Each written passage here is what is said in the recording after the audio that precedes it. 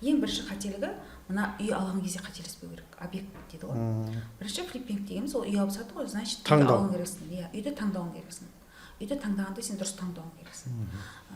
Так, таңдағанда көп ескерілетін мұнда чек-лист деген бар бізде. Сол чек-лист бойынша біз үйді таңдаймыз.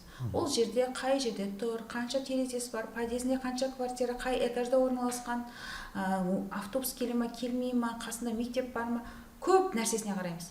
Терезенің саны, сантехникасына, мокрый точкаларына өте көп өзінің чек-листтер бар. Осы чек-листтер бойынша алсаңыз, онда сізде джекпот ұтып алдыңыз дейміз. Ең бірінші осы нәрсені қателеспеу керек үйді алған кезде.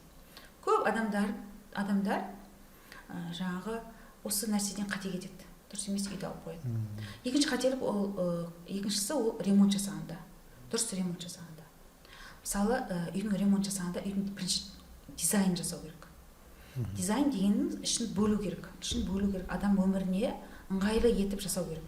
Көп адамдар осылай однокомнатный ма, бір кухня, бір зал жасап қояды, оның жататын жері жоқ, басқасы жоқ мысалға.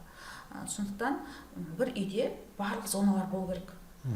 Тамақ дайындайтын зона, тамақ ішетін зона, гостиная зона дейді ғой енді.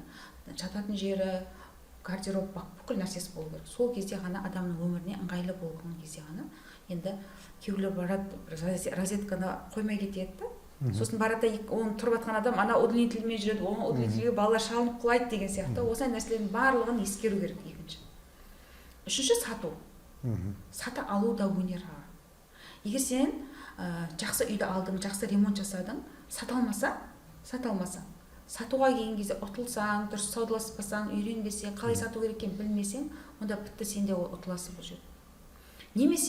Немесе осы үш заттың біреуі дұрыс болмаса, сенде уже дұрыс емес, бұл флиппинг емес деп айта аламын. Үш нәрседе қателеспеу керек. Біріншісі үй алғанда қателеспеу керек, екінші ремонт жасаған, үшіншісі сатқан кезде.